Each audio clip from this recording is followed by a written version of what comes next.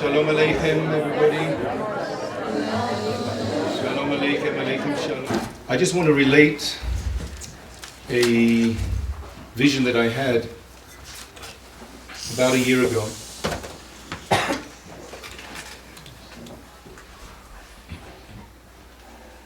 Two visions I had about a year ago. One vision was in prayer.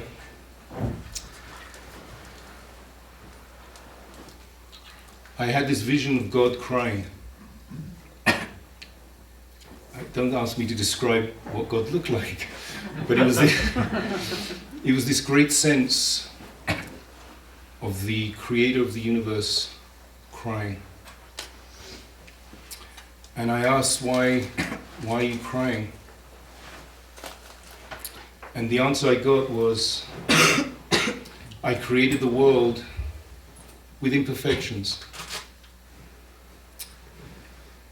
And in order to help litaken, to heal those imperfections,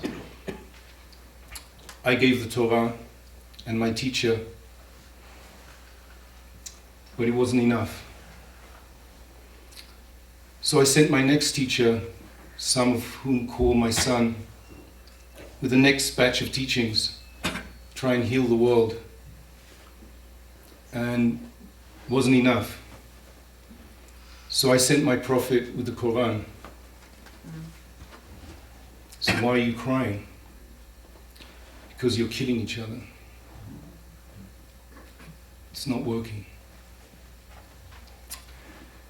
And that was a heavy one for me to hear. Especially that I come from Yerushalayim, and that's where it seems to be a focus of God's tears. So we started open Friday night, Kabbalat Shabbat, Sabbath Eve, opening our house and inviting Christians and Muslims and Jews to pray with us, and then to eat with us, and then to sit in devotion. And this devotion, this term devotion, I learned while I was living here for 2 years, which is now 2.5 years ago since I left, from Rebbe Zalman. We'd come over on Shabbat afternoon, and we would be in devotion. And I don't know if there's a Jewish word for such a thing. Devotion. And we sit until midnight about in devotion, and there's no program, there's no performance. People sitting just like you're sitting, and when the Spirit moves you, or moves us, people offer whatever it is that the Spirit is telling them to offer at that moment. So, one of my best memories of one of these evenings is a woman stood up, a Christian woman had been in Jerusalem for about a month. She says, I want to pray now with you. And she took out her violin. She started playing, and you could hear the prayer coming through the violin, and we were just sitting there in awe and so deeply moved. And then somebody said, I now need to pray. And they sang, and out came the song, and I need to tell a story, and I have some Torah, and I have some Quran, and I have some music to play. And it's being in the moment, and it's creating the unity, and it's reaching beyond our own particularisms. It's touching the unity above. I would like that to be here tonight. I don't know, there's no way that I can create it. So we need to allow the Spirit to move us. There's no program for this evening. I'm not teaching. I know probably Rebbe Zalman has something he wants to say, and the Sheikh will introduce everybody in a moment. But it's an open evening. And if the Spirit moves you, and check inside, this is what the Spirit wants me now to contribute. There is a mic, and there is a chair, and there is a dance space, and there are musicians. So keep your hearts open and allow that to happen. And if you feel, no, I couldn't possibly, look, I don't know people here. if the Spirit is coming through you and wishes you to express it here in story form or whatever it is, don't block it. Let it flow. The second vision was the core of Jewish prayer. The very, very center, as it was in the temple, the Holy of Holies, is the Kedusha, where we say Kadosh, Kadosh, Kadosh, Adonai Tzvaot, Melech Kol Haaretz Kvodo. Holy, holy, holy is the Lord of all things. The whole world is filled with God's glory. And I asked the question, why 3 times? Why Kadosh, Kadosh, Kadosh? I mean, Kadosh once, I mean, okay, I heard it, thank you. Why 3 times? And I got the reply, Jews and Christians and Muslims. Holy, holy, holy. We're all davening together. Okay, we're all praying together, each in their own way. But at the core, we want the same. So that too is uniting, and I bring that hope to us.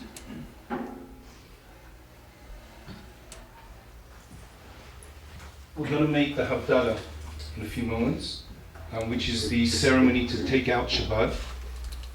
And I feel that it's important to do that at this occasion because when we bring in the Shabbat, we light 2 candles. And for me, this represents the duality of the world I'm coming out of. And when Shabbat is over, and the Shabbat is the unifying moment, we take a candle that is, this is I just brought from Yerushalayim, is an entwined, multifold, multicolored, multiracial, multi-religious, multi-personality. Okay. I also remember I'm in Boulder, people get that joke, right? Wick, candle. And when we light it, all these contribute to one flame. And this is how we end the Shabbat, having passed through this from duality to unity to reality, yes, to true existence, and that's what we'll light in a moment. Over to the Rabbi.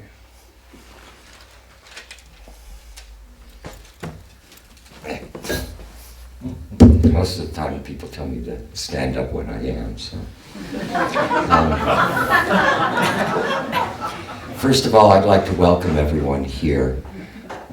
But more importantly, right now, I'd really like to welcome Michael back. I really have missed you. Both friendship, especially when a friendship is both heart and mind melded together. And I miss you, and I miss Ruth, and I miss your kids, and our kids miss your kids and you guys. So welcome back for whatever time and space that you're here. And I really want to welcome you to a very special room. A little over 1.5 years ago, this building was dedicated as a synagogue. And Rebbe Zalman helped chop the mezuzah on the entrance, so when you all leave tonight, look to the left when you go out the door and you can kiss the mezuzah. This is both a church and a synagogue.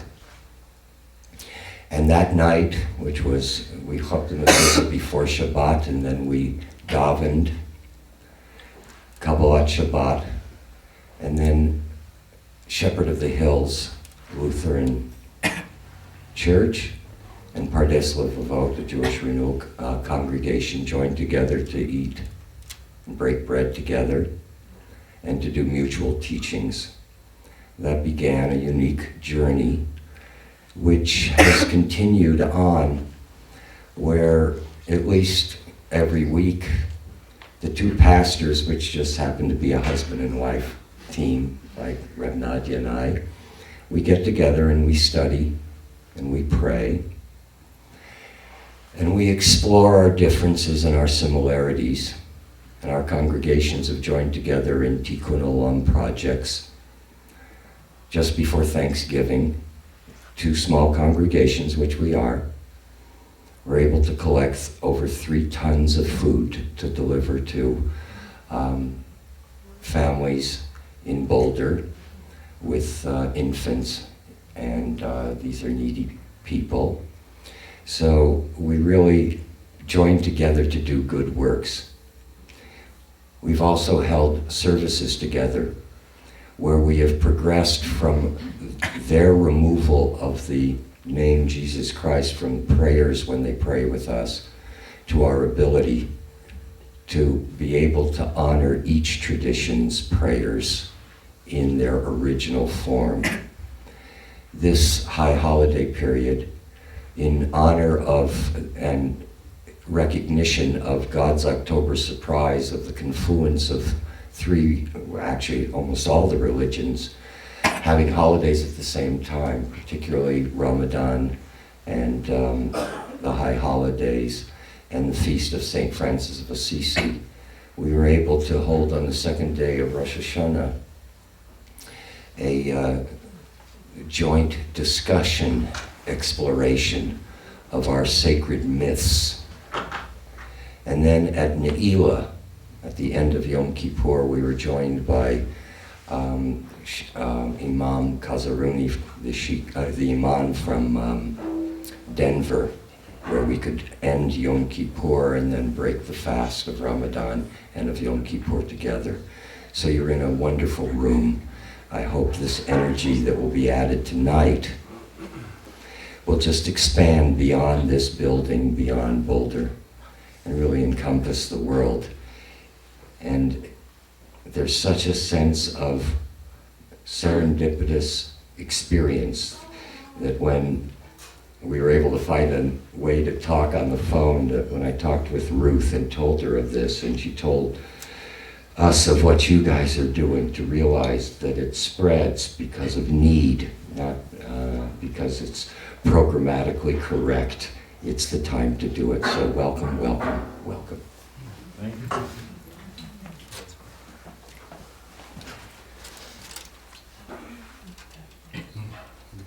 You hold the candle. You want to hold the candle? You hold the candle.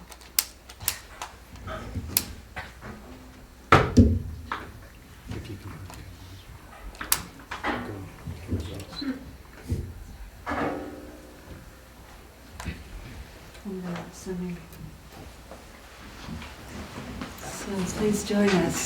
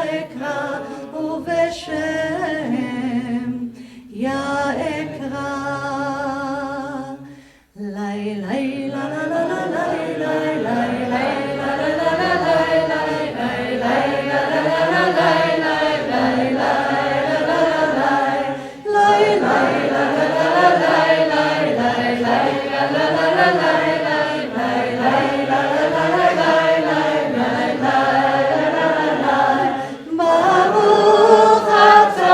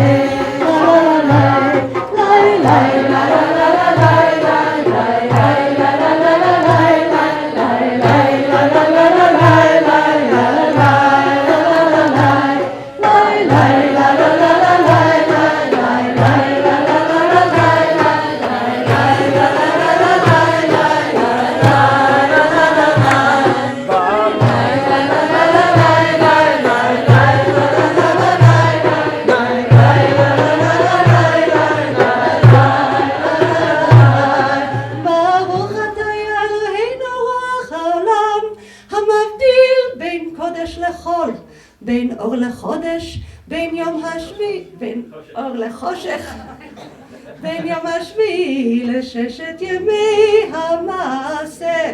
ברוך אתה יה המבדיל בין קודש לחול.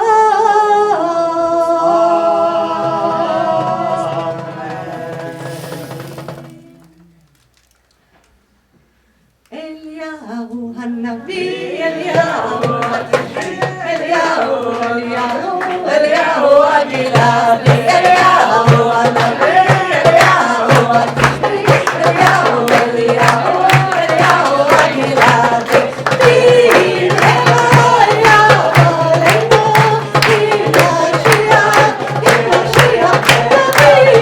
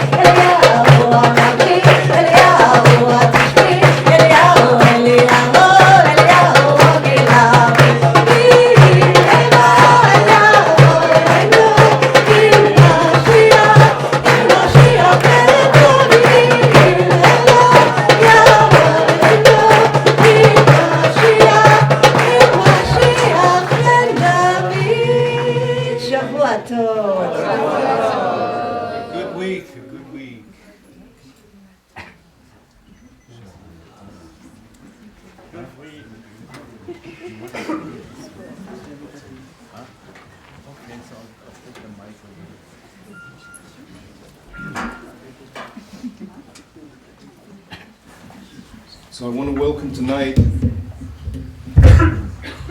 well, let me start with this. Tonight, we say in Hebrew, the Yahrzeit, it's the anniversary of the death of the poet Rumi, the great Sufi teacher Rumi. And I want to just read these 3 lines, maybe we'll have a chance to do some more later, as an introduction. Feed your heart in conversation with someone harmonious with it. Seek spiritual advancement from one who is advanced. Feed your heart in conversation with someone harmonious with it. Seek spiritual advancement from one who is advanced.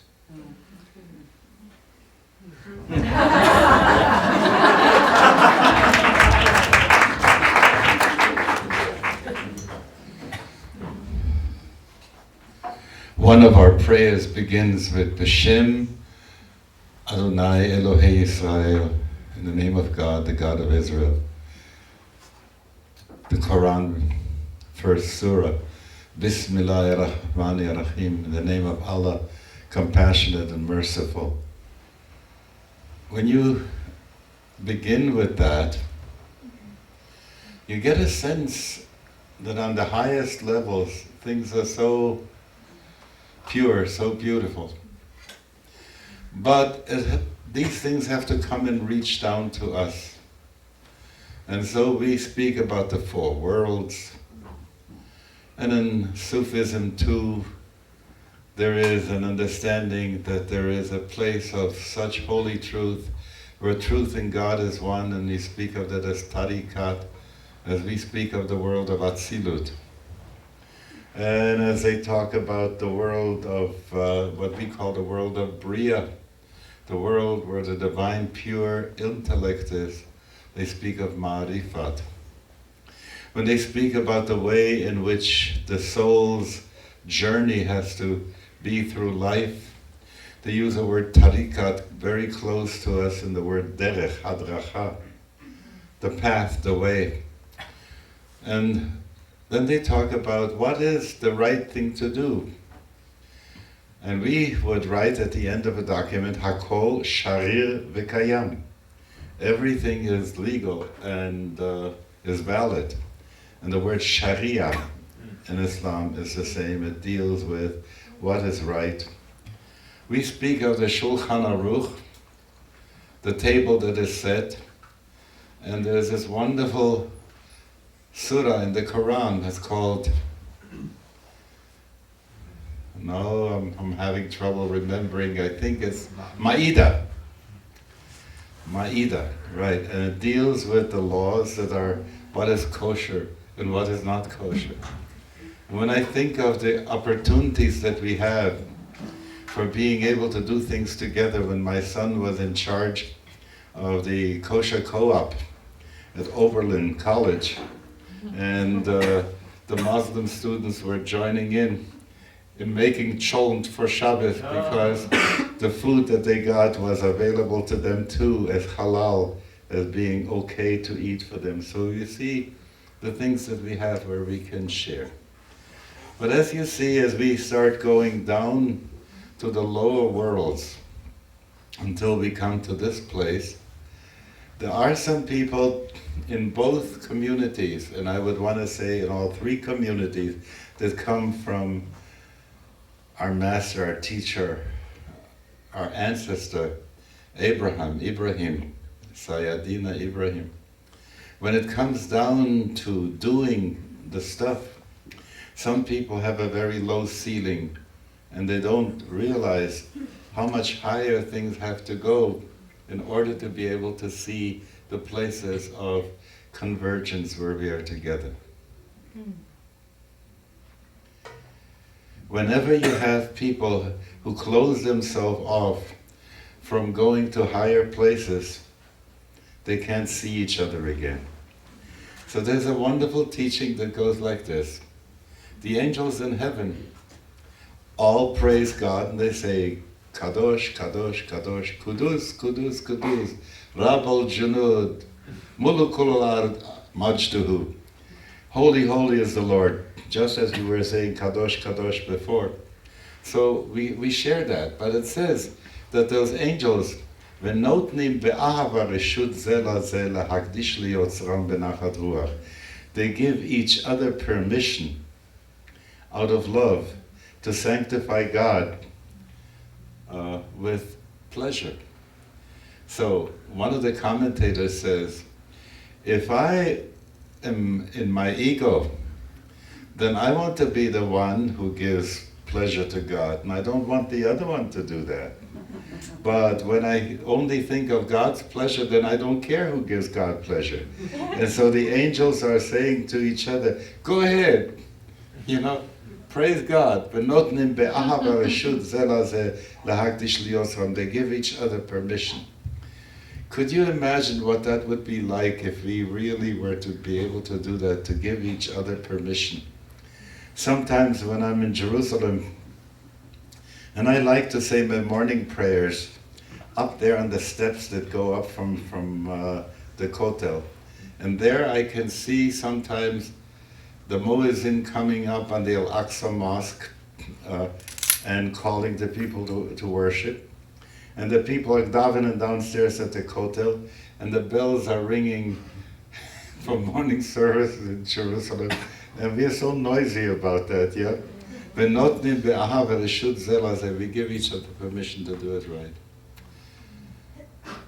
One of the important things in what we are doing is that we open up the ceiling in such a way that there's deeper and deeper interpretation so that the heart can be lifted up higher.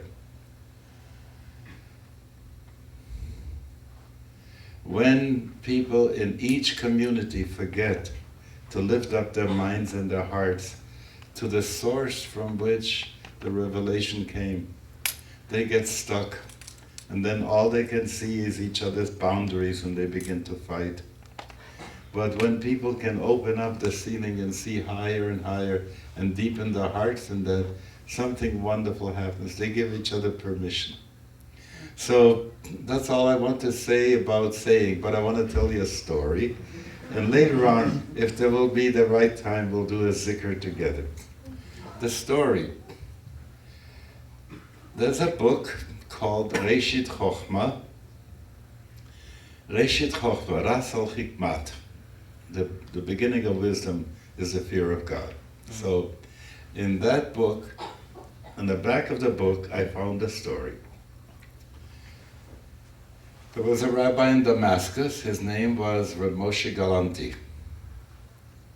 And Reb Moshe Galanti had heard that some of the people of his Jewish congregation would go to a sheikh, a Muslim sheikh, and he would pray for them for healing. And they would come back with assurance from him from time to time. Not everybody, but many a time he would come back with assurance saying, God willing, this person will live and will get better. So he was getting queries from the people, is it okay to go to that shaykh or not? No. How is he going to find that one out? So instead of making up his mind sight unseen, he decided to send him a present and asked if it would be okay for them to come and visit with each other. The answer came back, Ahlan wa sahlan, you're welcome, please come. And so he arranged to come and visit him.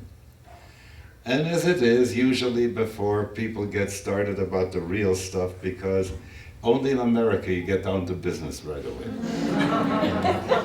But in the Middle East you begin, oh, how are you, and so on, and have you heard of this, and have you heard of that? And these were both very learned people, and pretty soon they were talking, and in those days they said there were 7 wisdoms, 7 kinds of wisdom. And they found out that the sheikh was current in 6 of those wisdoms, and the rabbi was current in 7. So when they were talking, the sheikh said, I would like very much to learn that other discipline too. So he said, I'll be glad to teach you, but I have a request. What's the request? He says, what is it that you do when people come to you for prayer? Oh, he says, you asked a very difficult. He didn't say, oi.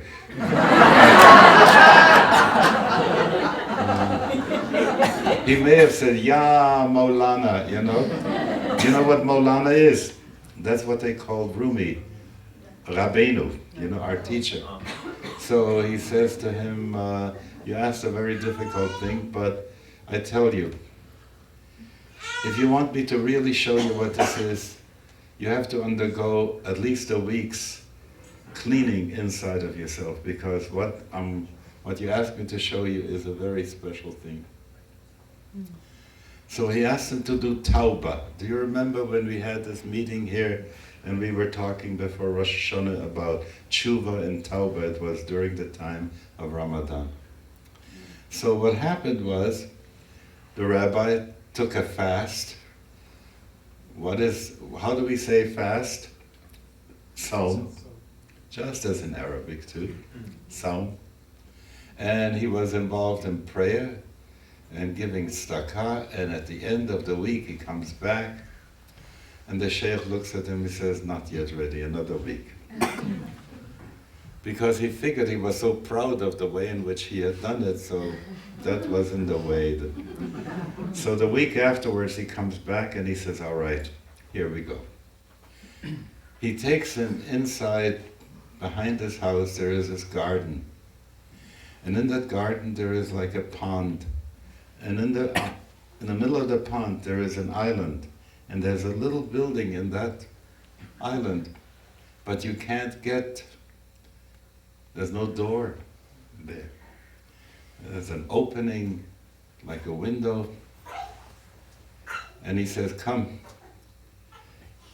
And they had to take off their clothes, get into the water, swim under the water to that entrance, the staircase, to get into that place.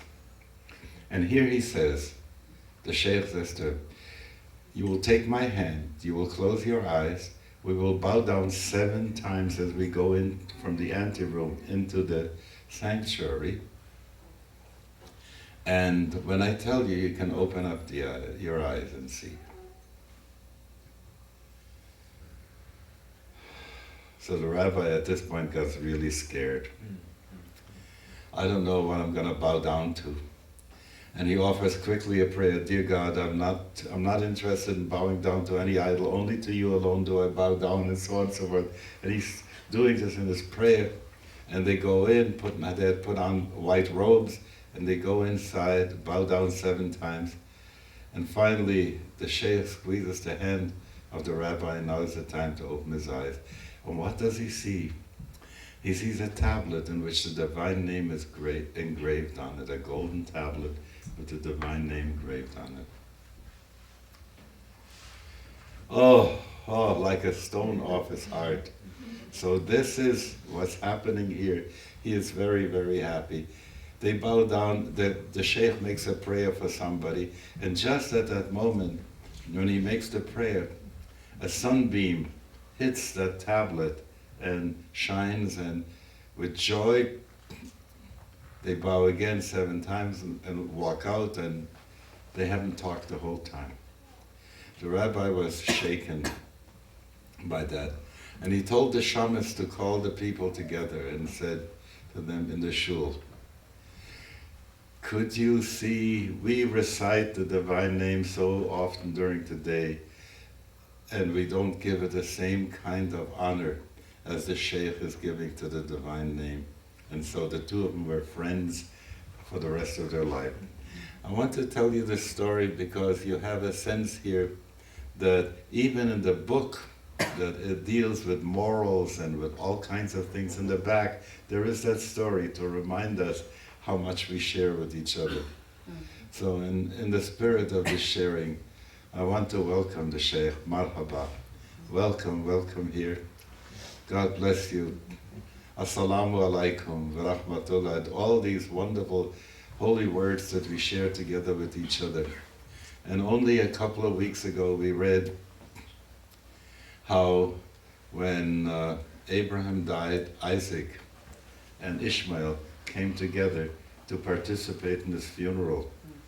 May the time come that we all can participate with each other and give each other that permission that the angels give each other to praise God. Amen. Amen.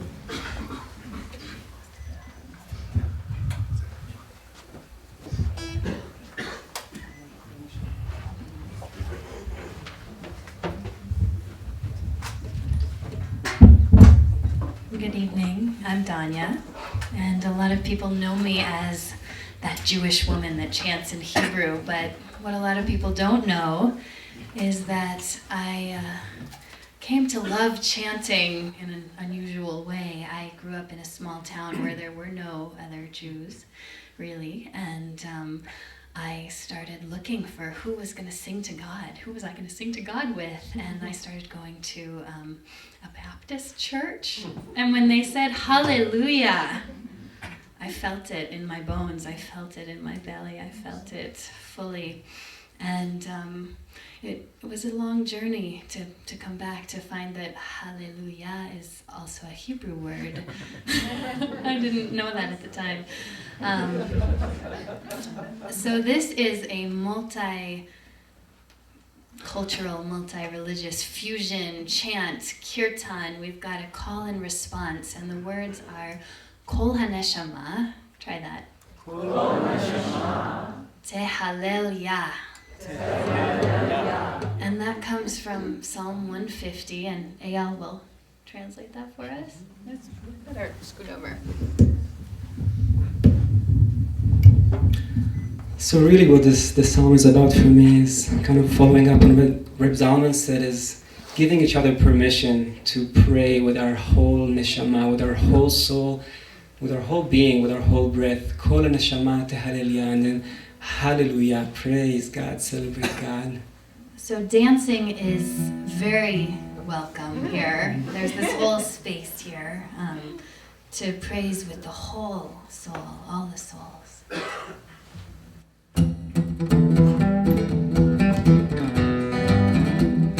I'm going to sing something and you sing back what you hear.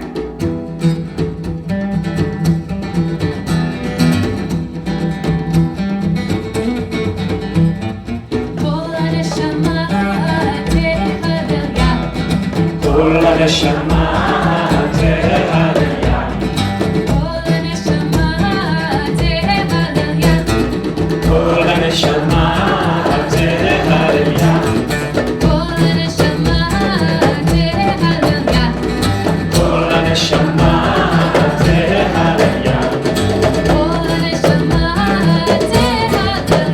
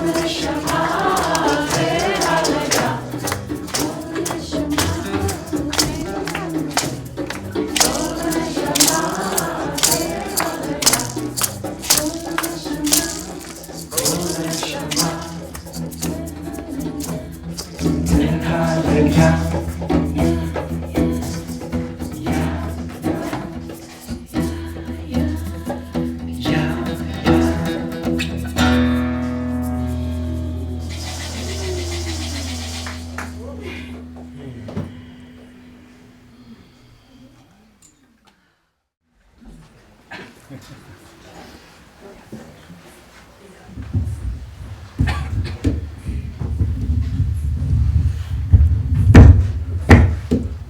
just breathe in.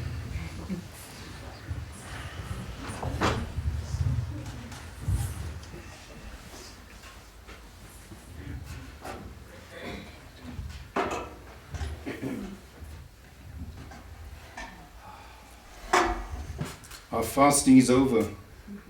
It's the feast day of spring. Talking of the heart. Our dearest guest, welcome. Sorrow be gone. All praise be to God.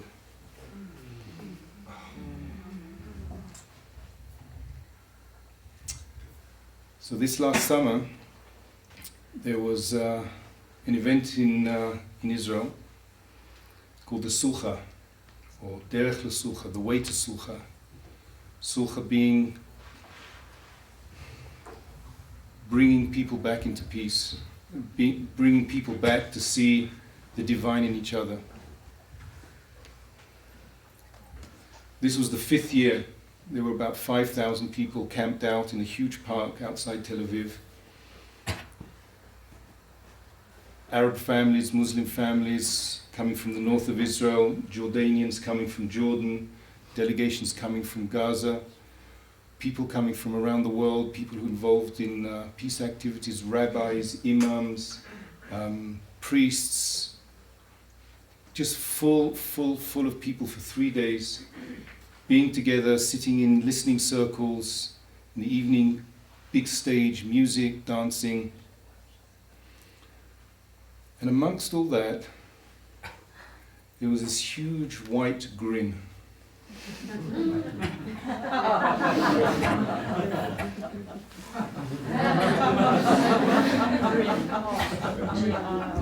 Please welcome someone who has become my teacher and a beacon,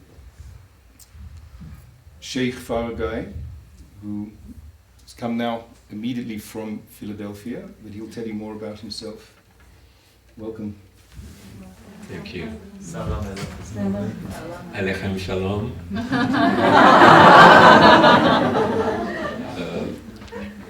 I'm very touched, deeply touched, simply touched, and surely touched. Because this afternoon, my honorable hosts wanted me to have a walk outside because I couldn't stay all along the day without going outside. And we packed and went outside and walked, 30 minutes? And we decided to come back home because it was a little bit cold. When I came back, I decided that if I'm going out tonight, I'm going to put some layers because it's really cold. And as an African, I put the layers. I can tell you that I'm very skinny.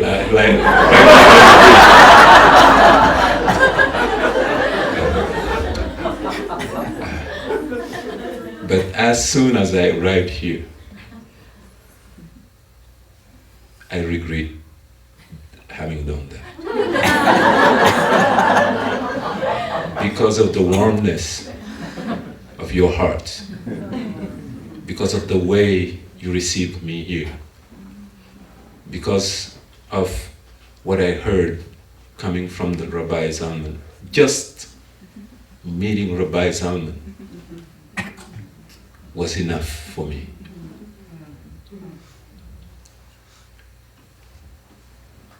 In the Sufi tradition, and it's something that is coming from the Prophet Muhammad himself, sallallahu alaihi wasallam. He was saying to the Muslim, you need to go even until China to seek for knowledge.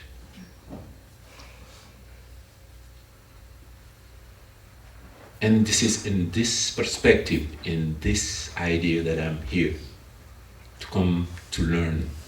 And through Rebbe Zalman, it's each one of you, each heart of you that shines the beauty of this man.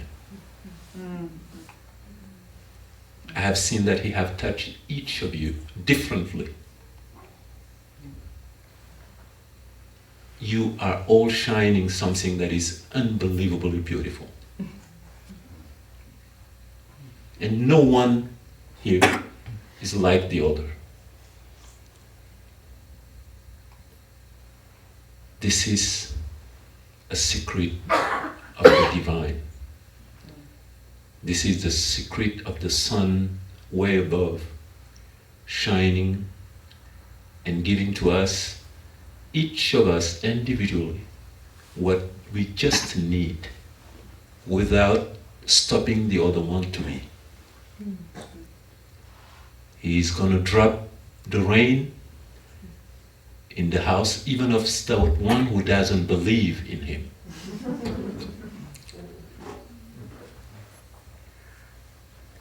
When you love and you have love, you don't care who will receive, who doesn't want to receive. You just have to give. And this is Rebbe Zalman. I have to say something that is also dear to me. There is a person who's here that I met in Israel this last summer. Before she left, she told me, Rebbe Zalman saw you on the pictures in the video. He's asking after you. Who's this man? With all these multiple colors, because I have those African kind of clothes that have all the patchwork colors. This is what I used to work when I go to Israel. Just to embarrass a little bit the people of Eyal.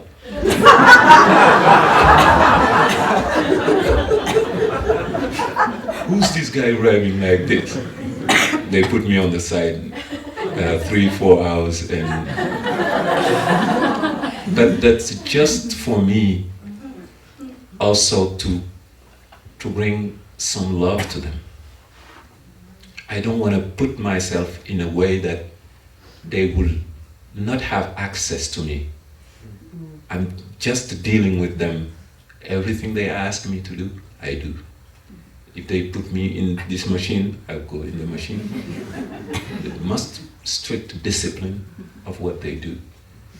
And now they recognize me. As soon as I arrived to go to Israel, they said, hey, you were here last year.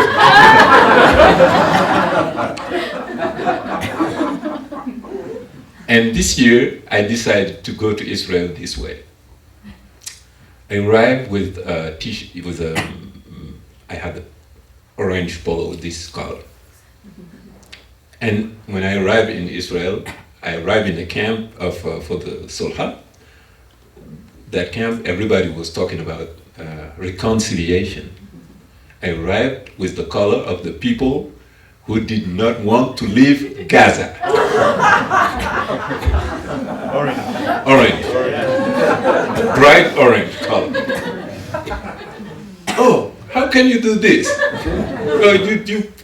You're wearing the colors of the other guys. I say, yes, the other guys need love too.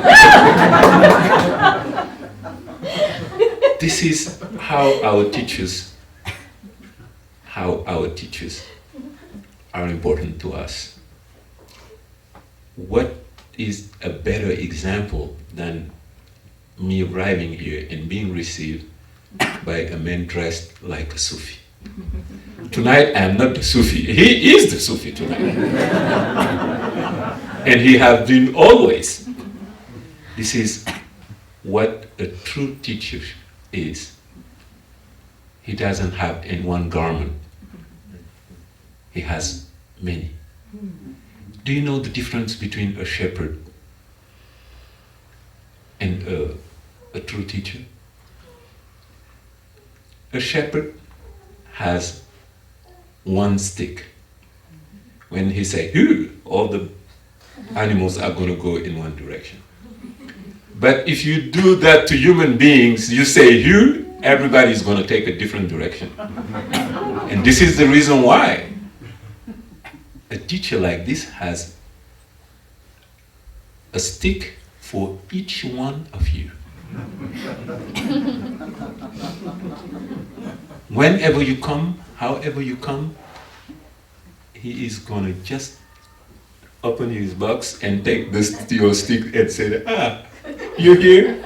And as soon as you hear him saying that word, you say that, ah, he has said the magic word, I am happy. You feel automatically happy. This is what a teacher is. This is the importance of having a teacher in your life. When I opened a book that he wrote, that is called, I think that it talks about the flame. Yes, wrapped in the, yeah. First thing that he said that if you say I am a Hasid, I'm going to ask you who is your Rebbe. In the Sufi tradition, if you say I am a Sufi, they're going to ask you who's your teacher too. There is nothing different between in the way we practicing, in what we do and how we do it, because we all want to go to the same source. We want to go to the same goal. Sometimes the African way can be, take African colors or African beat, but it doesn't mean that we're doing the same thing. I'm also very happy when I came here and I met my brothers, followers of the Sufi path, coming around and taking the nectar of the teaching. Because this is what Sufism is about. We have great teachers in the Sufi path like Ibn Arabi. Ibn Arabi, or when he passed away, Christian people were weeping. They said, why are you weeping? Our master passed away. In every religion, he had disciples. And they all were not happy because he left. Everybody wanted to identify himself to this great master. This is like Rumi today. Everybody reads about Rumi. They say that he's the most popular poet in America. Even people who don't believe in anything believe in Rumi, Rumi's poetry. Just have to tell us what belief means to us. And I wanted also to thank this generous friend of mine who's seeing me as a teacher, but I'm telling him that also he is my teacher, because he's opening me to a greater vision of the world. Somebody who takes you from where you originated and brings you far away. Even bringing me here only is a teaching of my life. He had offered me this. There is nothing more beautiful than this.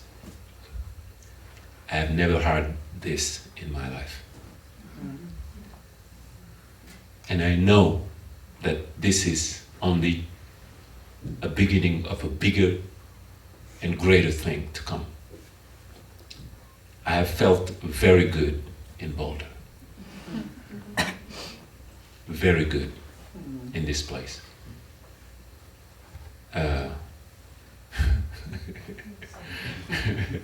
And there is a rabbi over there who's very funny. And the great teachers are those who can use humor. Humor is a great way to teach. Many people cannot handle it, but those who have it have a gift. And thank you for making me comfortable, making me feel home here.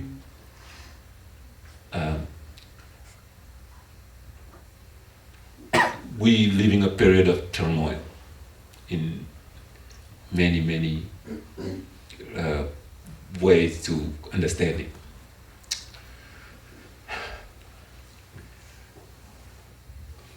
But there is no reason to despair. There's no desperation about that. It's just a passage.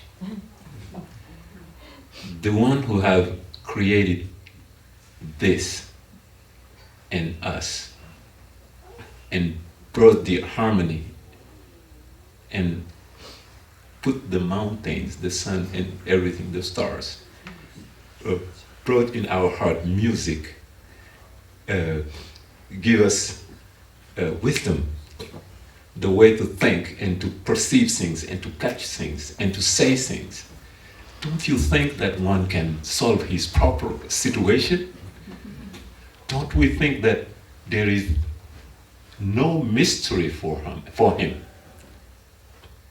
It's just a time that is gonna go. Let's just be ready to accompany that passage and walk together. Togetherness is important only if we put the otherness with it.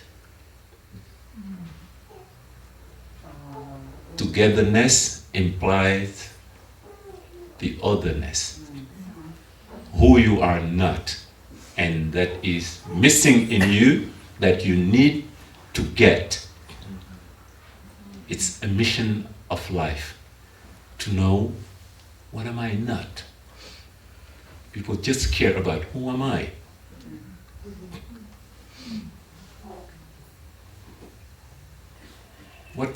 What is missing in me? Because we do know that everything that is in the universe is contained in you individual. This is the mission of your life. You have to take them from everywhere. What is the reason why I'm coming from so far Africa to come here in this valley between the mountains in Colorado? Because when it was decided that I had to come here, all these faces, all these loves, all these vibrations that are in you was already in me. I couldn't miss it. The fate of my life was to get up and go get it. What you become, don't be surprised. Don't be surprised. Just get ready. Get ready for changes. Oh, yeah. Oh. There is a verse of the Quran that is very beautiful, that defines Allah, God. Say, Allahu la ilaha illa huwa al-hayyul qayyum. They say, God, who is he? He say, him? No divinity but him. Who is he? What is it called? He said that Al-Hayyul Qayyum, the one who's ever living, but they put that name that is called Al-Qayyum. People translate it by the eternal, but I don't like that translation.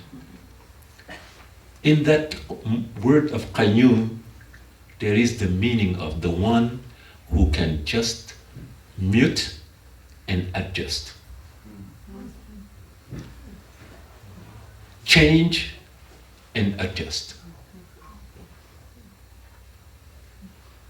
that function of changing and adjusting is a human function. Whatever environment we are in, we necessarily are going to change and to adjust. I'm going to give you an example of something that is happening in Africa about AIDS. I didn't want to talk without talking about that moment. AIDS. AIDS is killing in Africa millions of people. There are people who are born already with the virus in their body. But at the same time, from parents who are dead from the disease are born children who don't have the virus in their body. And even they try to see if how their body is going to react to the virus. If you put the virus in their body rejected the virus. What is the meaning of that? It means that our DNA is getting to a mutation to be able to adjust to that kind of situation. That situation is not going to kill us all. It's going to kill a part of us. But because of that law, fundamental law of surviving, adjusting, changing, we're going to resist. And we're going to fix it. And it implies hope. Hope. This is the great word. We get to have the hope for what's happening in Israel, between Israel and Palestine. Because there, if it's a disease, the nature itself is going to create the situation to get out of it. And how the nature is going to fix it? It's going to come from each heart of you praying for the next step. Each prayer that is coming from deep down your heart is the condition, is the fertilizer of that changes. You know it. Prayer seems to be just words. But as soon as those vibrations get out of your mouth, you're not anymore under control. Because they are the words of God. And God knows how to take care of himself. God knows how to take care of his own words. He haven't said those words in vain. It's going to have an effect. Like I said, the waves are coming from the ocean and hitting the rock. On and on, on and on, on and on. One day you will see that that place where the water is coming is polished. Not only is polished, but it's going to bring a shining. But nobody had the time to be there and to watch that happening. But the one who have made everything possible, who had the intention at the beginning for that to happen, have made it happen without our will. Let's just put ourselves in the will of God. And again, who's going to take us there? Our teacher. The one who have made their way through. The one who knows the difficulty. Like that Sufi sheikh who took that rabbi in the hand and get under the water to go in the other side. You need somebody to hold your hand. And that's your teacher. That's my teacher. That's our teacher. And thank you for breaking the ice that I found here to put the heat on me. We have good singers, good musicians. Let's make it a fun and a beautiful night, because there is no divine without time of rejoicing. Thank you for having me here. Thank you. Wassalamu alaikum.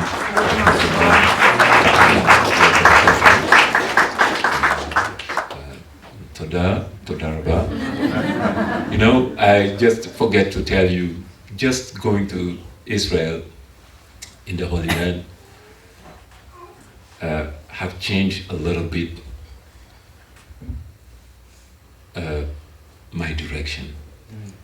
I have decided to go to school to learn Hebrew.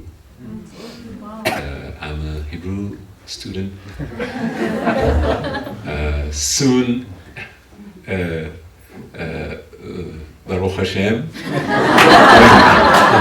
when I will come here, I hope that I will be speaking to you part of and quoting the Torah, because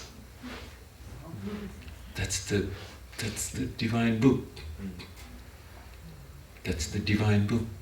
The Quran tells us to go get what is in the Torah and what is in Injil, in the Gospels, and in the Psalms of David, Zabur. And this is the role of a Muslim, somebody who have heard the message, to go and get that. And with your permission, I'm gonna give back the thank you very, very, very much. I think that I will come back to Boulder, but this time in the summer.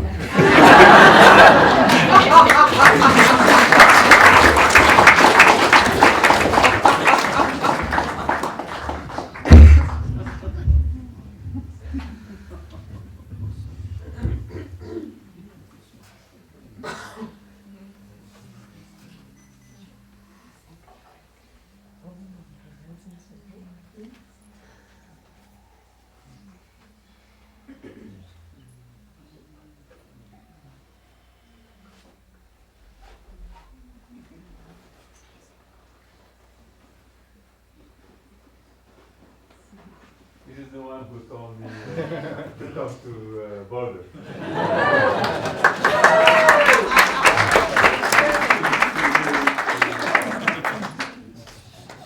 She was great. She's great. She is. Sing something for us.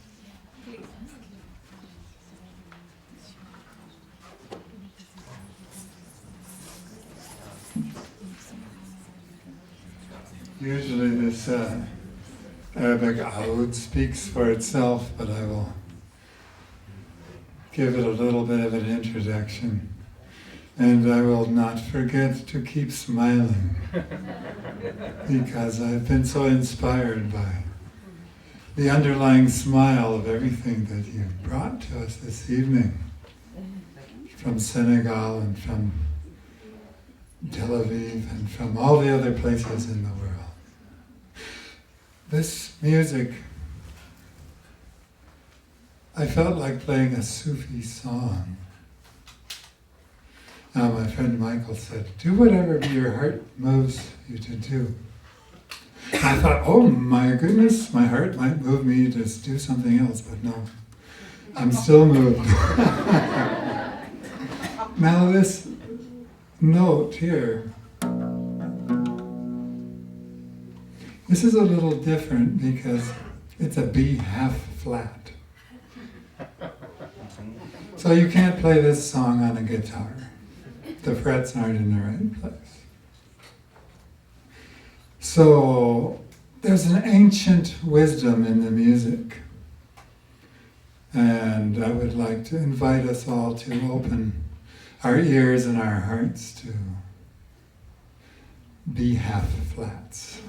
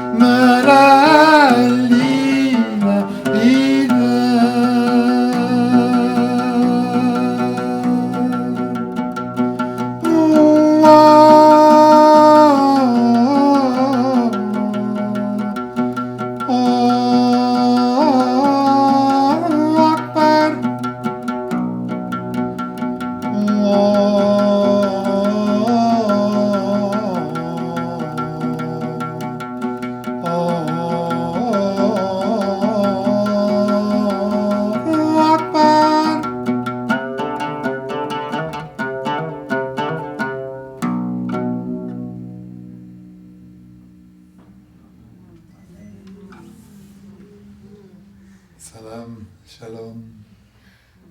Salam alaikum. Shukran. דלוقتي شوية أغنية drum. Let's practice.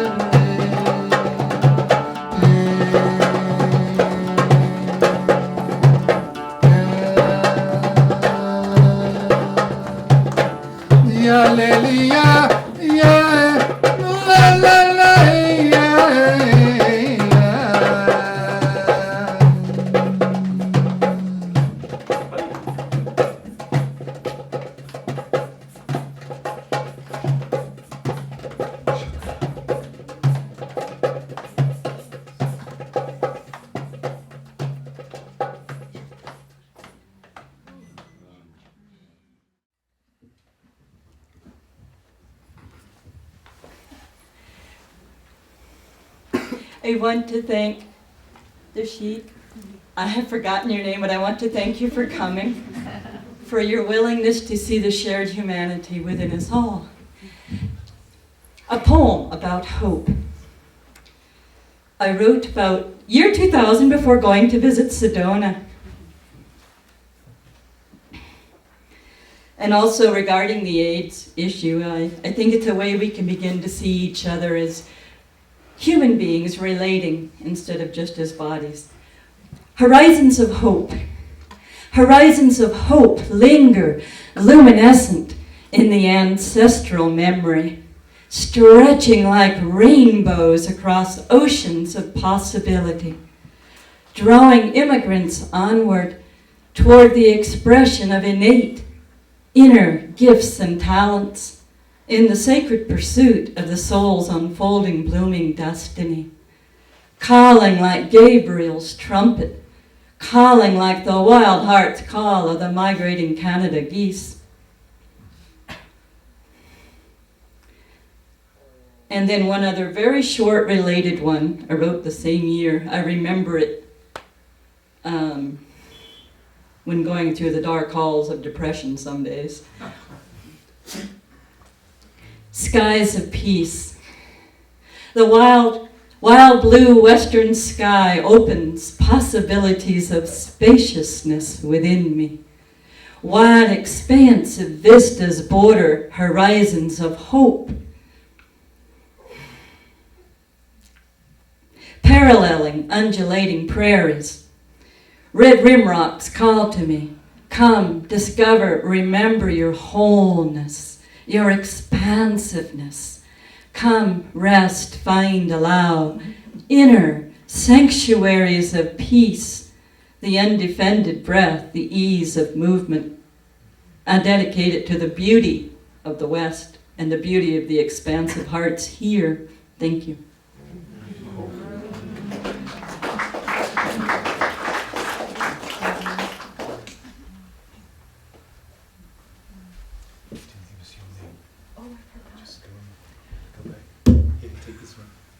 I forgot to give my name.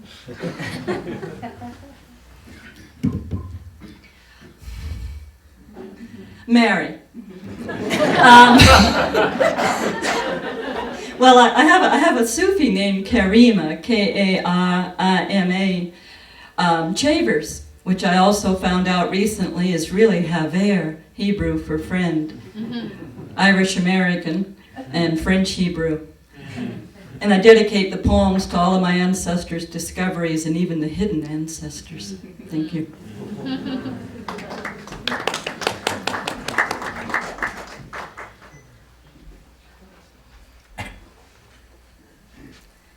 So much love in this room tonight.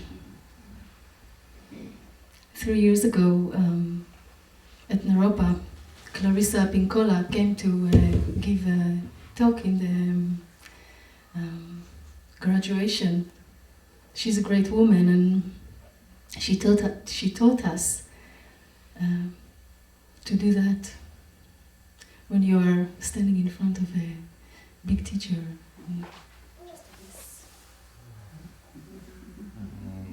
I stand in your shadows. It's a great fortune to be here. And I met Shaykh Fara Gaye 2 years ago, 3 years ago, I don't remember, in Israel, in the Sulha. And we became good friends, and today I got to meet his beautiful wife. It's beautiful that you're here. And I wanted to bring a song from the Sulha that we will all do together. It's a song that our Gabi, our Gabriel Meyer put together to one of the prayers. En ke Eloheinu, en ke Adonenu, en ke Malkeinu, en ke Moshienu, and La ilaha illallah, La ilaha illallah.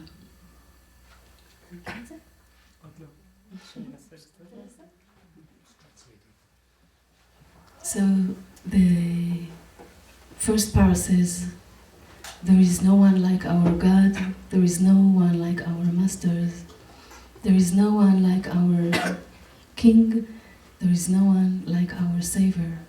And then the chorus goes in Arabic, La ilaha illallah, there is no one but God, God is everything, there is no one but God.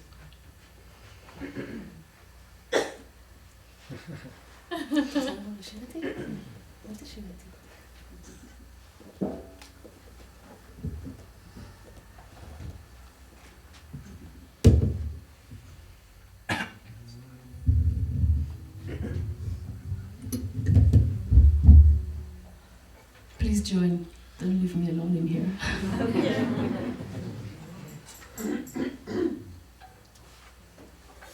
And I want to send this song now from here to all our brothers and sisters all over the world.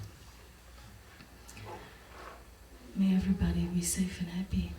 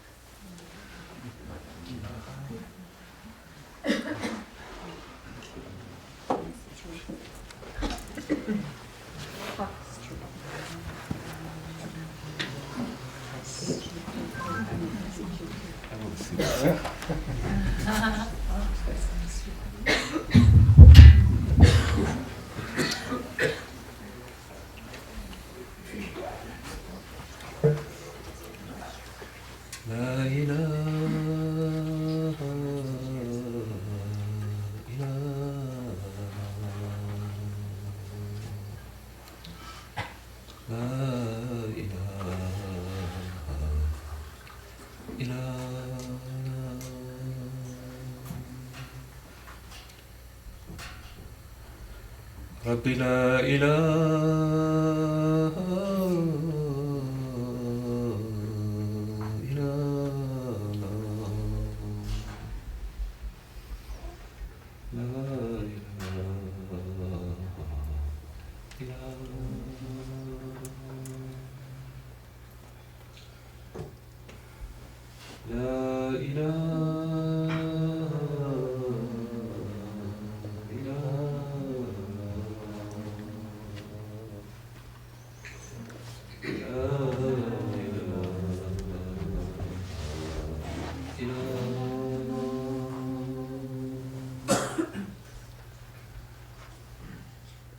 Rabbi la ilaha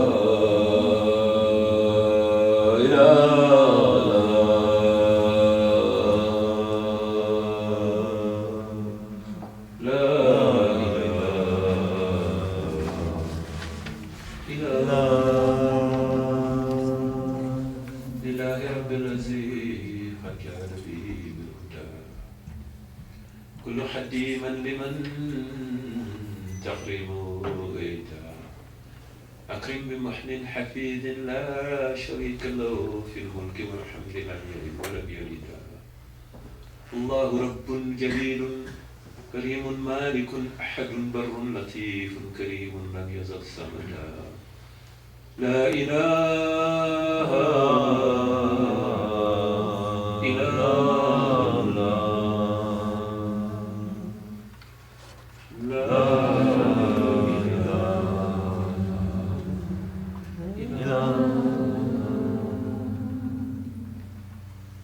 In Africa,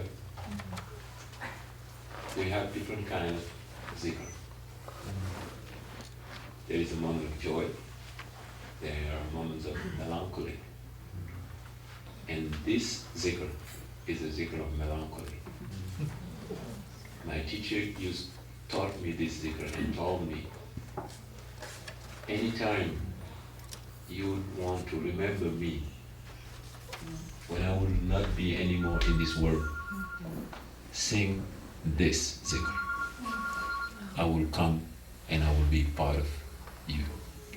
I just wanted to pay him homage and tribute and bring him forth among us. But after the melancholy,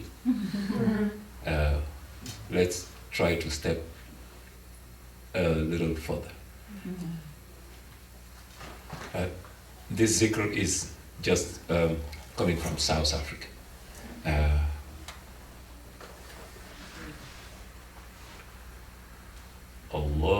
Allahu Akbar. Allahu Akbar. La ilaha illallah.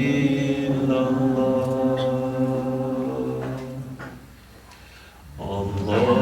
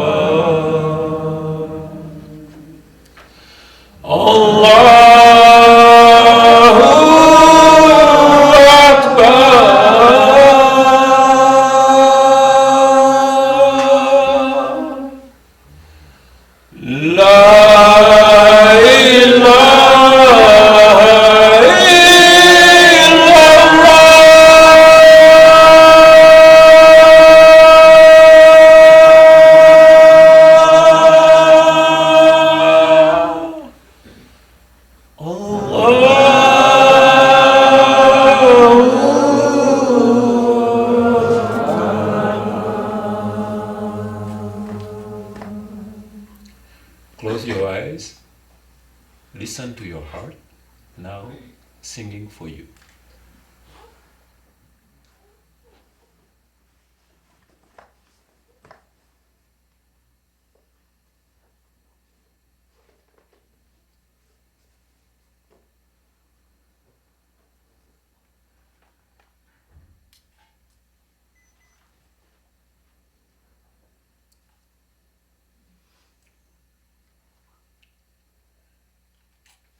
La ilaha illallah.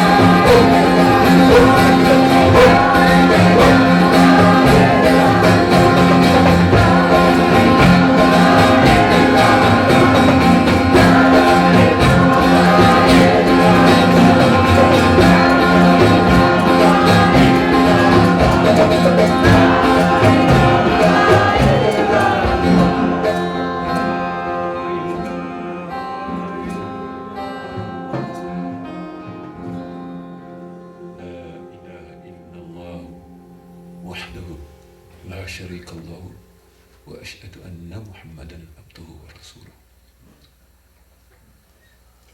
الله لا إله إلا هو الحي القيوم لا تحزه سنة ولا نوم له ما في السماوات وما في الأرض من ذا الذي يشفع عنده إلا بإذنه يعلم ما بين أيديهم وما خلفهم ولا يحيطون بشيء من علمه إلا بما شاء وسع كرسيه السماوات والأرض ولا يهوده حفظهما وهو العلي العظيم. الله من كل كريم أكرم من أمه أن قال الله تكرم أسلم له كلك عن إيماني ولازم الإحسان لرحمن وجحه بالشكر بلا كفران تحفى حسابه مهانيرا.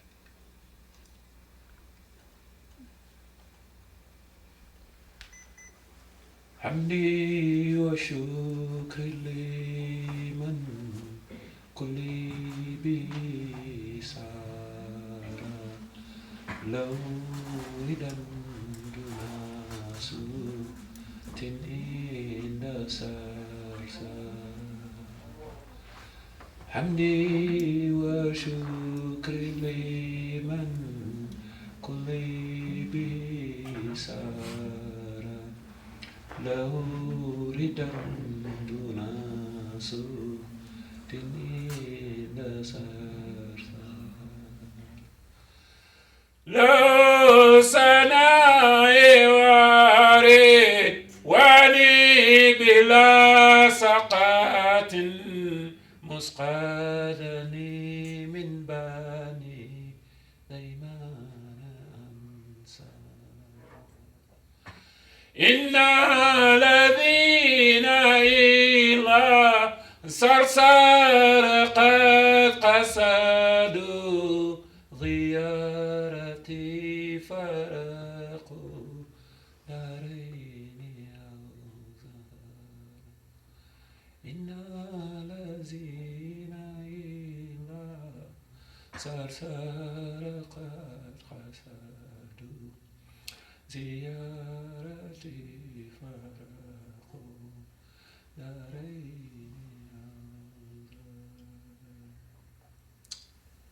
الحمد لله. الحمد لله. الحمد لله. الحمد لله. الحمد لله. الحمد لله. الحمد لله الله. الحمد لله الله. الحمد لله. الحمد لله. الحمد لله. الحمد لله. الحمد لله الله. الحمد لله الله. الحمد لله الله. الحمد لله الله. الحمد لله الله.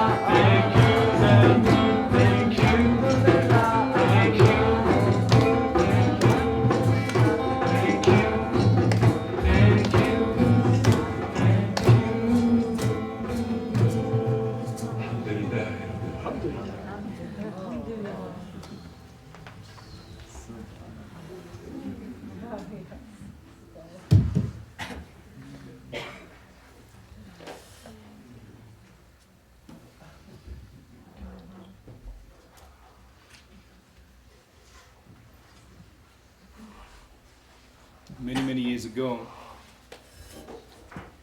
when I was a little boy, I used to walk with my father to shul on Shabbat, and he used to tell me his favorite story. And I never knew why he told me always that story, a Baal Shem Tov story. Now I think about it, where did my father learn a Baal Shem Tov story? He was a Litvak. And the story goes like this, or something like this, that it was Yom Kippur, the holiest day, and all the Jews were packed into shul, into synagogue praying.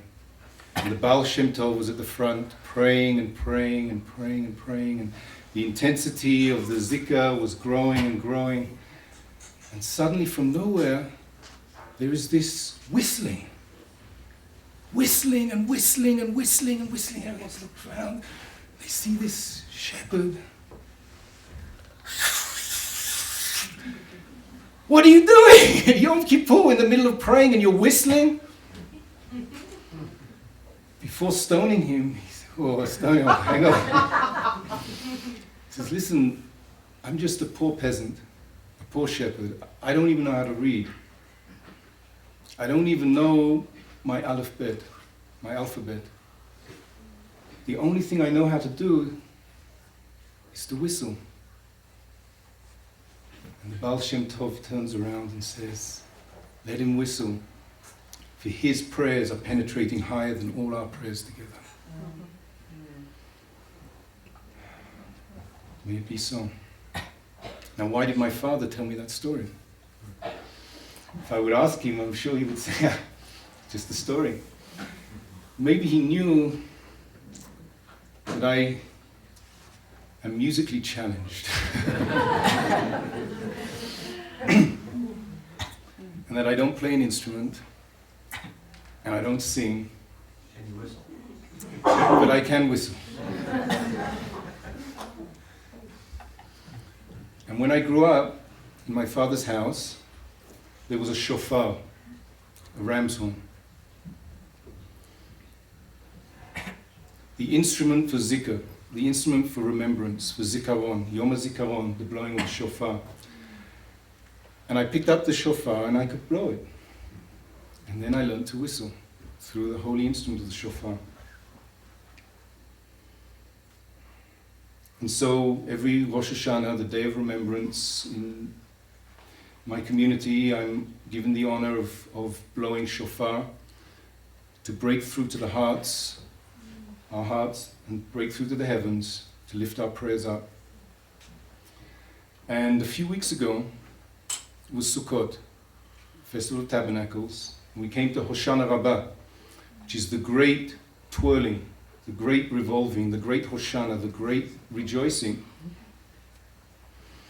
And we had a huge sukkah in our house. We had open house. We had about 60 people in our sukkah. And it was open for music. Praying on this great night, all night, praying with music, with guitars and with voices, with ouds. And my wife, Ruth, and now I've mentioned her name. I have to make a commercial break. If I don't do this, I'm in trouble. There are flyers on the table. She's going to be here, inshallah, next month. And she's going to be teaching a course on intercession. As Rebbe Zalman would say, the technology of how to lift your soul up to the higher spheres and intercede for someone who is ill, who is in need help, or a situation that needs focusing on, a whole technology of intercession. There are flyers there, and you can learn more about it. So Ruth said to me, so Mike, I know what you do every year. You give the same old Torah and the same old Torah, and I love that Torah, but you know, it's time for something new. I want you to tell a story, and I want you to do something new. So I told this story, and I took out my shofar, and the first time in my life, I played my shofar. And I want to do that for you tonight.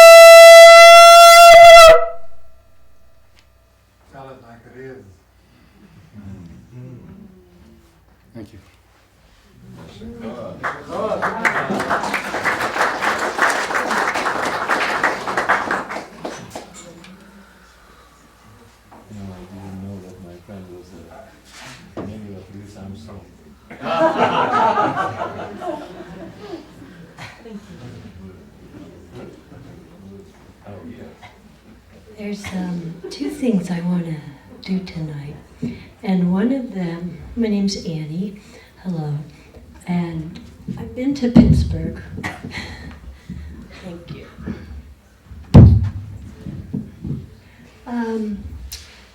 There's a little baby I was with just before I came here tonight, and sometimes when these little ones come in from the spirit world, they get stuck as they're trying to get through the pelvis, or trying to find their way to land with their feet on the earth. And this little one is a year old, and he came all the way from Kansas today, and he can't really lift his head or walk. And I was thinking it would be wonderful if the blessings of this time could reach him. And so I just want to tell you his name and ask that you would help send a little prayer of invitation to come all the way into his body and start functioning in a way that'll serve him in the future. So his name is Benjamin, and he's about 5 blocks from here sleeping. And so maybe we could say his name 3 times. Benjamin. Benjamin. Benjamin. Thank you. The other thing, maybe you can help me, or I could try to play your guitar if I don't get too shy, otherwise you can play.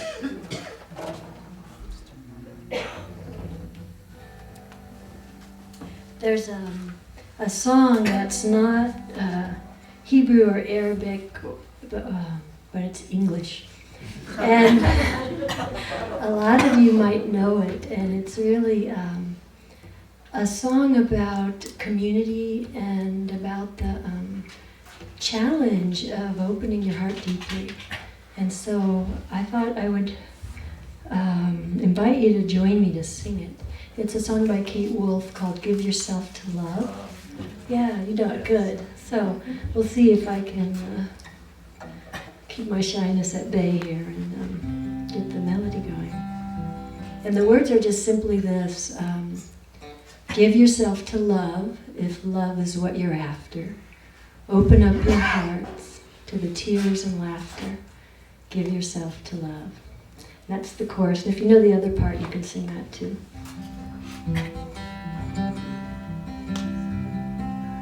Kind friends all gather round. There's something I would say. What brings us together here has blessed us all today. Love has made a circle and it holds us deep inside, where strangers are as family, loneliness can't hide. You must give yourself to love if love is what you're after.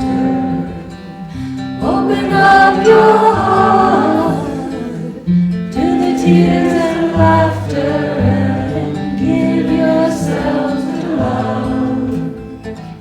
Give yourself to love. This part of the song is kind of like, you could sing it to your lover, or you could sing it to God, or you could sing it to your community. So you can choose. I've walked these mountains in the rain. I've learned to love the wind. I've been up before the sunrise to watch the day begin. I knew that I would find you, though I never did know how. You're like sunshine on a cloudy day. You stand before me now. So give yourself to love if love is what you're after. Open up your heart to the tears and laughter and give yourself to love. Give yourself to love. Well, love is born of fire. It's planted like a seed, and love won't give you everything, but it will give you what you need.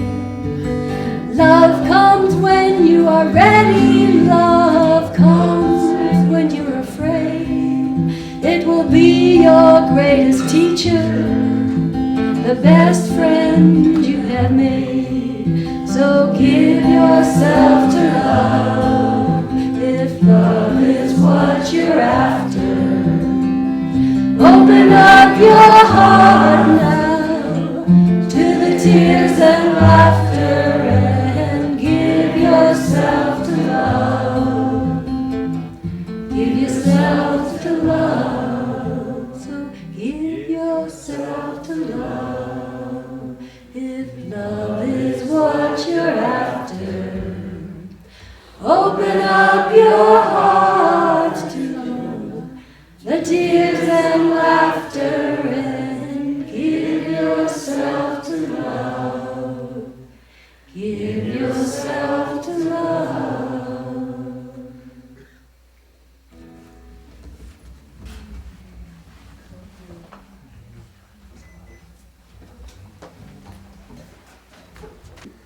Hashem gave me a song. And I didn't get a chance to share it, and I have a feeling that that's what I'm supposed to share tonight. It's interesting, the path I've been on in the last few years, actually since the day I met Michael. And I don't know if he ever guessed I'd be here, but I know I would have, if he'd have said so, I'd have told him he was a liar. To be even in this room and believing that there can be peace in the world is something that in my former state of belief I would have said was not true, was not possible. But anyway, there's this verse in the Torah, well actually in the writings, that says, how blessed when brothers can dwell together in unity. 25 years ago I actually learned that song in Hebrew. It was the first thing I learned in Hebrew, so I think it's been stuck inside of me. And so this song, with apologies to people if I sound stupid or whatever, I felt that because we were trying to at least incorporate 3 faiths, that it would be interesting if we all shared a song. Instead of, let's learn this kind of singing and let's learn this kind, let's learn this kind, how about if we had a song that we could share? And so the Muslims have the name of Allah, and the Jews have Adonai, and Christians don't have a holy language, but they would say the Lord, or they would say Jehovah, which I hope is all right to say in this community. And so the song actually calls out those names in the 3 ways that they might be sung by those people, and then it shifts so that I'll just try to sing it and see how it comes out, because it's been a while. I hope I even remember it. Allah, Adonai, Allah, Adonai, the Lord our God is one.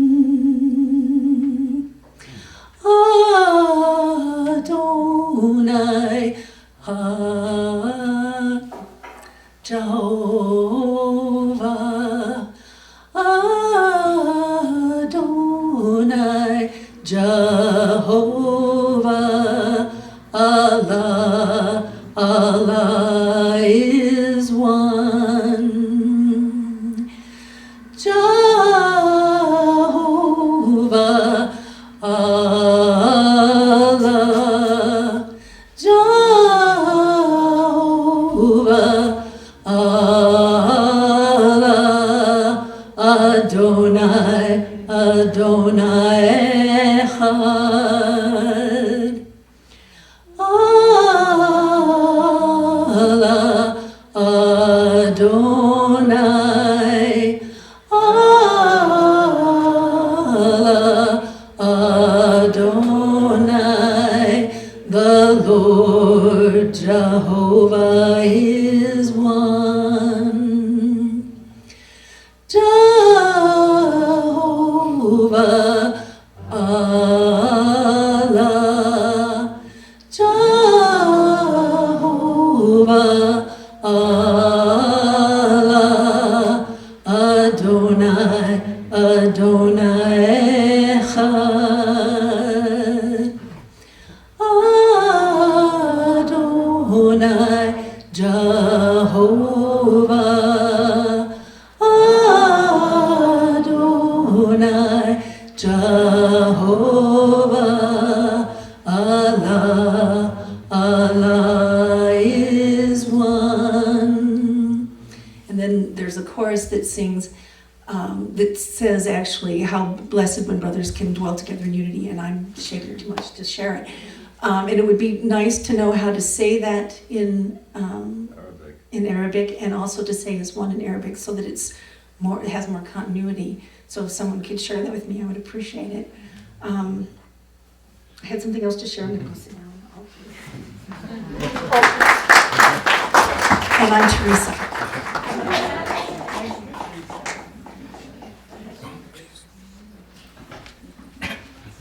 just speak for just one minute. When I lived in Boulder, my wife and I used to go out at around 9 o'clock to a restaurant to want to go out, and everything was closed. I forgot that Boulder closes down around 9 o'clock or so. So let this be, yes, our last contribution, and then we can do a closing together. Oh, okay. Good. How's that? Hi, I'm Dakini. It's been a beautiful evening. I want to thank all of you. And one little commercial. There are some flyers over there. There's a wonderful man who I know is very dearly beloved of Zalman, Atum O'Kane, and some of you may know him. He's going to be back in Boulder around the end of January. On January 19th, he's going to be doing an evening of storytelling, and he's just a wonderful storyteller. And there'll be stories of the heart, stories of the wise heart. And then he's going to be doing a weekend event all about the heart, which is what I think we've all been experiencing here together. And he's talking about and sharing about the 5 dimensions of the heart. There's the open heart, there's the deep heart, there's the wise heart, there's the heart of presence. May have forgotten one. So there's some flyers over there. The heart of knowledge. The heart of forgetting.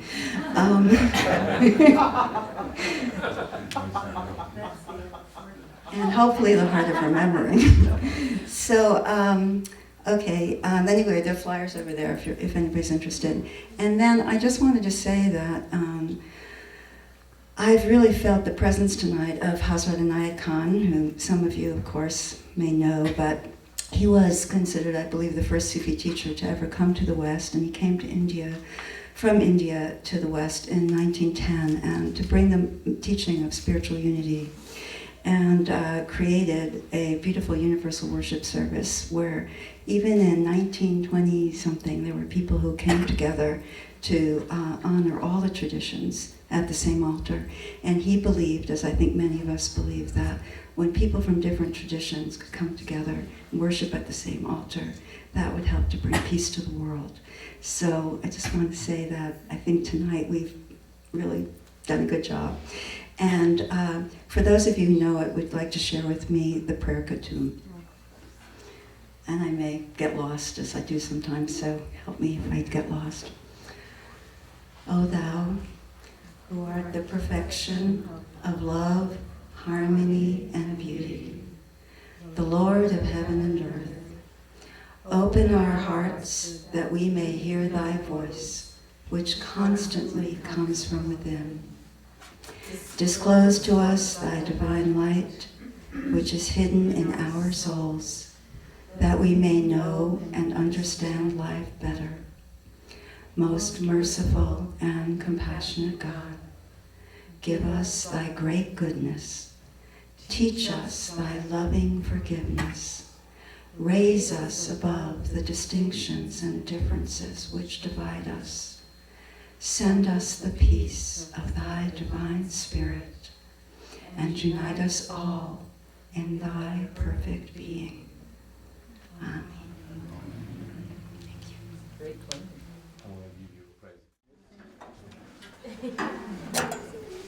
Move back,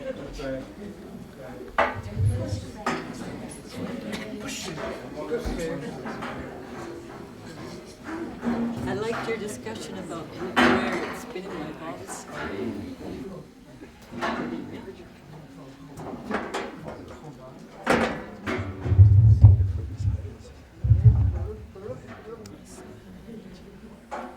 So just be in contact with the person on either side.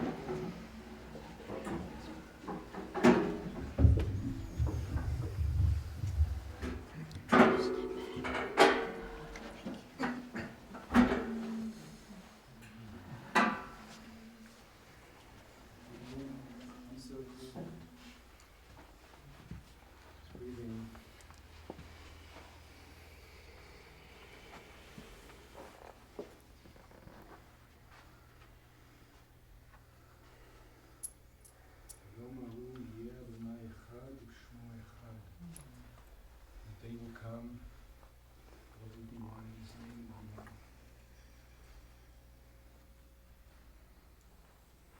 And that they can be now.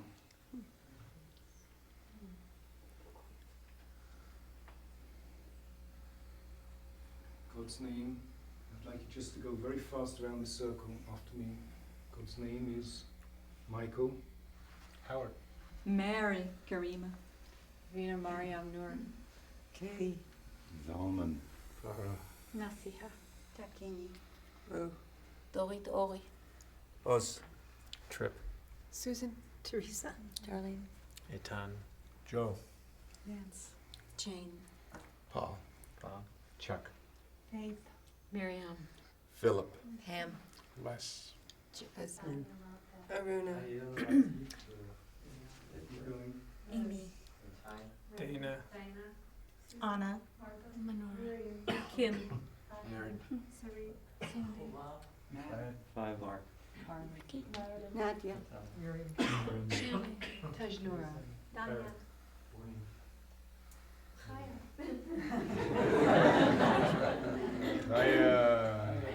Chaya means to life.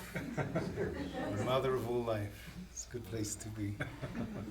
Good conclusion. Good ending too. So we've created a lot of open-heartedness. And it's dark outside.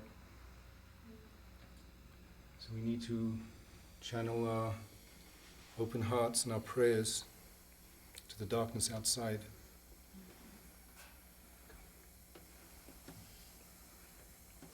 I want to thank everybody for coming. I want you to do this. That's why we're doing this here tonight. Just do this. Open your homes and open your hearts and invite people in and just be in remembrance. You don't have to have a sheikh come from Philadelphia. You don't have to, certainly don't need me coming from Yerushalayim. Just do this. Invite people into your homes, into your hearts, and share your prayers, and your songs, and your stories, in your hearts. Just do it. You can do a sulcha here, you can do a sulcha there.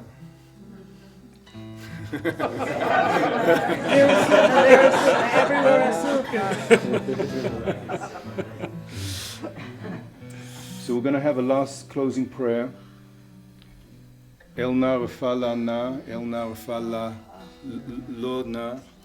Please, God, send healing to all those who need healing. Send healing to all those in darkness and in pain and in confusion and in doubt. So just join us in this. And when it's over, you can stay, you can leave. But I would like people to honor the place by helping to clear up. Chairs have to be packed and put away. If you need help to know what to do, just open your heart and ask Reb Nadya and Reb Victor where everything goes. So we leave the place, as whole as our hearts. And I want to thank everybody for coming tonight. Thank you. Thank you. Thank you.